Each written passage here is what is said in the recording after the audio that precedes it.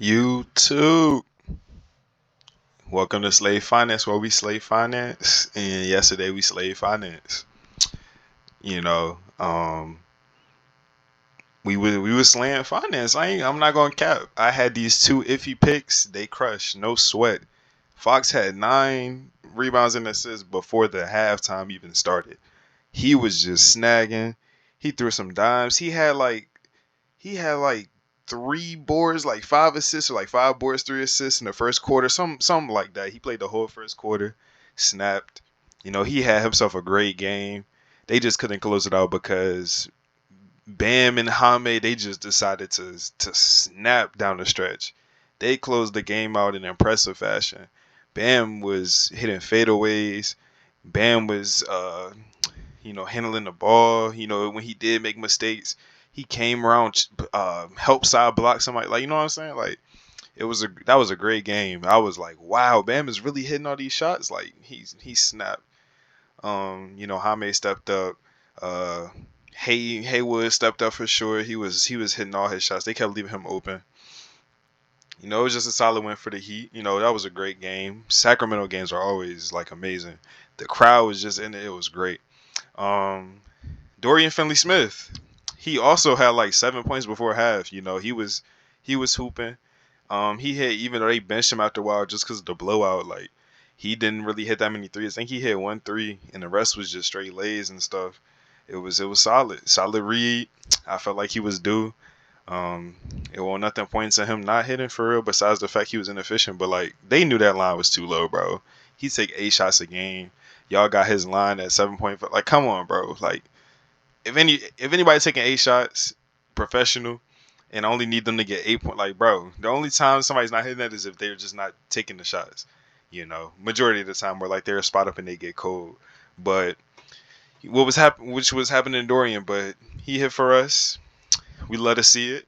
Um, yeah, I'm sorry this video was supposed to come out way earlier. I had some locks, but since this video is a little on the late side, we really only got one game to choose from for NBA, and the hockey games, I don't know, I was a little iffy. I was a little iffy on some of these. So let's head over to props made easy. First of all, the play that we're rocking with, the main play. Actually, let me go back over, and also let's update the ladder. I'm jumping ahead of myself. I'm just so excited to provide value, but we cashing that. Y'all see the win rate? This is just win rate too. A lot of these that I like, these I messed up on.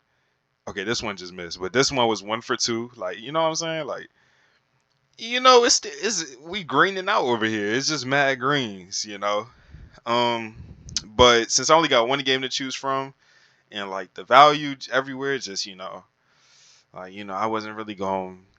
Now 1.5, that's not really big enough. Twos is pretty solid for Dota, but I'm not too into the Dota scene. These also wasn't here when I made my play. -2 point. Damn, that's solid value. That's, excuse my language, by the way. I said dang, but it kind of sounded a little off. I don't want to cuss. It's children watching me, but nothing to say. That's solid. Hey, I'd take this. I ain't gonna cap. I'm probably gonna enter that on the slip. I ain't gonna lie. Hold on. I'm gonna show y'all my play. I'm gonna show y'all. This is the play. Fred VanVleet.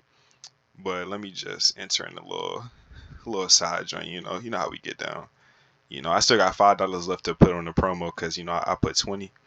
Let me just a little audible. Nothing to say. Yeah, you gonna have something to say after you go under, my friend. Nothing to say. Simple. Great value. Great value. If that don't hit, it's cool. Great value. That was probably the better play of the night. But but yeah, let me go to Fred VanVleet real quick. Um, my boy Dame, he on the popular page. You let us see it. Where he at? Where he at? Yeah. So I went with Fred VanVleet's rebounding assist pair with the Shai Taco. If you are new to tacos, you don't know who Shai is. He's probably the MVP frontrunner right now for the NBA. He's a bucket. That's all you gotta know. If it's a taco, it's also a taco. So you take tacos no matter what. Unless like last week, I seen that soccer taco. That joint didn't look too good. That was like the only taco I ain't take for real like ever. But We can look at Shai. RotoWire isn't even updated yet. They still, you know, yeah. They got him projected for like 29. We only need 28. They got him projected for 31. The Apex Sim got him projected for like 29. We only need 28. You know, I didn't even get a chance to look at Shai just because it's a taco. I didn't really look into him. Like I'm pretty sure he looks good to hit regardless. He's consistent, and it's a taco. I take tacos. I don't really got to explain why we taking. You know what I'm saying? Like it is what it is. You know, but if you want to see what he been doing, you know, Houston isn't really the craziest defense. In fact, I think they're pretty poorly coached, especially defensively. But that's a whole nother story. Don't let these points allowed fool you. They're not a good defense at all. Um, wait, hold on. Why did it? Oh, they allowed. Okay, that makes sense. They're pretty missed. They allowed the same amount. I thought it was tripping. But Shai, he goes over. Head to head. I don't know what that looks like. Oh yeah, he cooked them. So you don't gotta worry about Shai. You shouldn't have to. It's blowout potential, but he hits no matter, even if he hits regardless. He's the reason there is a blowout, because he's he be cooking. He's not really inefficient. Like the only games he went under, he shot way below his average. He's like extremely efficient. Uh, some of these he just didn't take as many shots. He hit some threes. He hasn't even been getting to the line as much, and he's still soaring over his line. So don't worry about Shai. That shouldn't be the least of your worries. I mean, that should be the least of your worries. Let's go on VanVleet. Now, I did not like this game. I didn't like the props for this game. I really only had to choose from the Rockets just because of the time this video came out. I got sidetracked. Busy day. I meant to release this video like maybe 6 o'clock while the other taco was still there. So it would have gave everybody time to enter picks. But sidetrack, life happens. But I still want to provide value, and I wasn't going to enter my ladder play and then not have y'all be able to get something from it. So that's all. That's all it is. But let's just click on VanVleet. Rebounds and assists. Yeah, the value is crazy. I don't think that's accurate on FanDuel. It might be. Maybe they think he gonna have this immaculate game, but these odds was too good for me to pass up on. Actually, let me just type in Fred VanVleet and see like the updated odds and stuff. Let's see where they got him at as this game is going on. You can just do this if you don't have all these tools I got. If I didn't have, I might do a series where I'm betting without tools just to show y'all like you don't need to pay money, but it just makes it convenient. But yeah, they got his line at 10.5. Oh yeah, they definitely had it at minus 166 if they moved his line up. But you see, this is value, great value. Caesars plus money. Whenever I see Caesars plus money, that's kind of crazy because they don't really go plus money unless they really think that joint gonna hit. Like they'll go minus 137 to minus 113. Minus 105. When it's plus money, you're getting some decent value when it comes to Caesars. Whenever any book has it aligned over, the value is good. DraftKings minus 130. They're typically pretty sharp when it comes to, or pretty competent when it comes to basketball. So yeah, that's just my opinion. Of course, I'm not an advisor or anything, but I think they did a study and Pinnacle is the sharpest or whatever. But we don't have Pinnacle odds right now, and whatever. I'm getting too ahead of myself. But Fred VanVleet, we can check. Approximate easy. They think he's going over pretty comfortably. The Apex Sim thinks he's going over even more comfortably. They got him projected for around 11 on both sides. We only need 10. His hit rate is not the best. It's pretty mid, 50. If you see that last 5, you probably a little nervous, but he's kind of due. He's good for a few rebounds. What's his rebound line even at? I didn't even check that. 3.5. Well, plus money, he's probably getting 3. So, yeah, 3 boards. His assist line at 6.5. He's probably going to get like 7 assists. Yeah, he's favored to get like 7. But you get more So if he was to get 3 boards plus that 6.5 assist line, that's where the 9.5 comes from. But you're getting value with that because if you add that up, like, you know what I'm saying, it's both, and you're not. I don't know how to explain it, but you're getting value is all I'm saying. Um, like if you add both his lines up, it equals 10, and that 3.5 plus that 6.5, even it evens out. You're getting value because he could get either one. Like see here, he got 5. Like you getting value. He could just choose to pass one game, choose to grab boards, and you still got a chance. You're not really.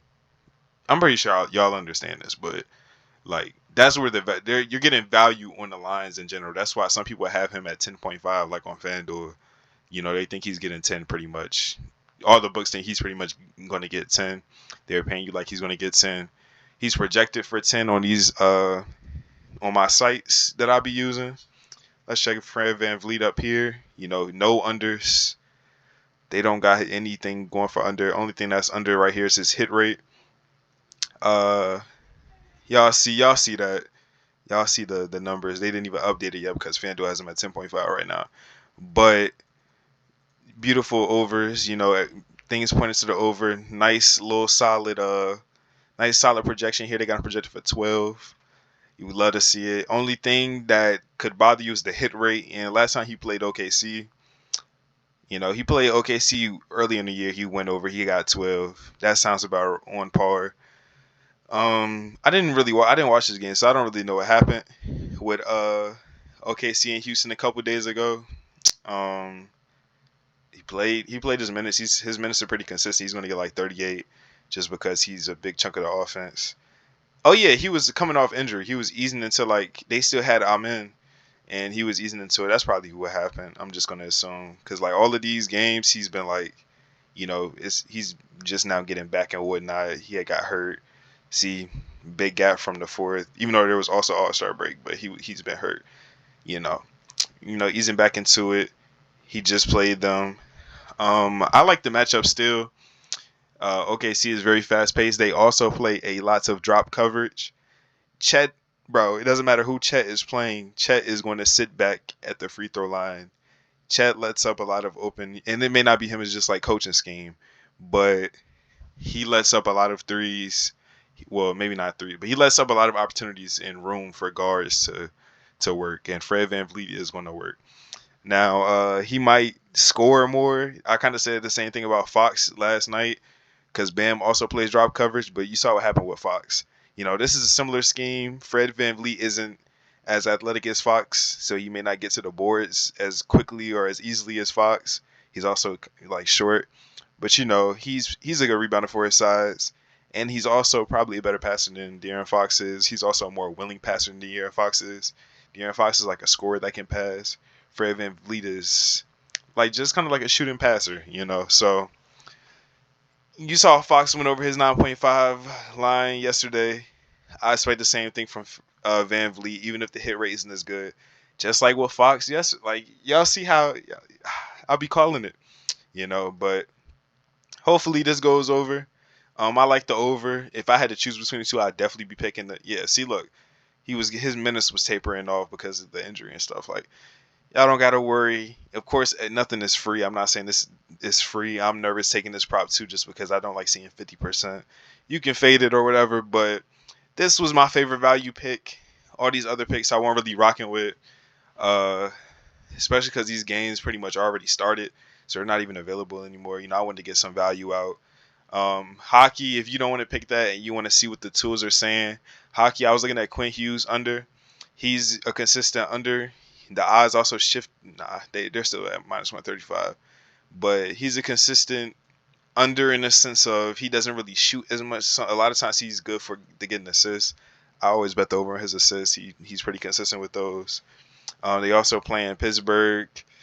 He went under last time they played Pittsburgh, like pretty comfortably. But I chose not to pick that because last 2 games he went over like pretty comfortably. Like he shot 14 times last game, and albeit it's matchup based and stuff like that. But I wasn't comfortable. I'm not trying to pick reversals. Like that. like that big of a reversal. Like he's on the roll shooting the puck. Maybe some game plan changed where they need him to shoot more. But yeah, he once I saw he shot 14 times, 7 was on goal. Game before that, 4 was on goal. Like he's been burning it up recently. So I decided to fade that. But that's a good option. You can go over on these guys. It ain't really enough to make me go over anything, but these are solid value picks. As y'all can see, we put in the Dota pick. I love that Dota pick, by the way. That's great value. That's great value. But there was no Valorant, CS2. There was nothing. It's stuff I would take maybe, but I like the twos, the 2.5s, the you know what I'm saying. League of Legends is 0.5s, yeah, nah. But that's all they got. You can take some college basketball stuff. Not really nothing. It's a one. College. There's no college football right now. NBA wasn't bussing. There's a one for women's college basketball. No golf. There's no soccer. Tennis is mid. Yeah, that's it. No MMA. Yeah. So that's all.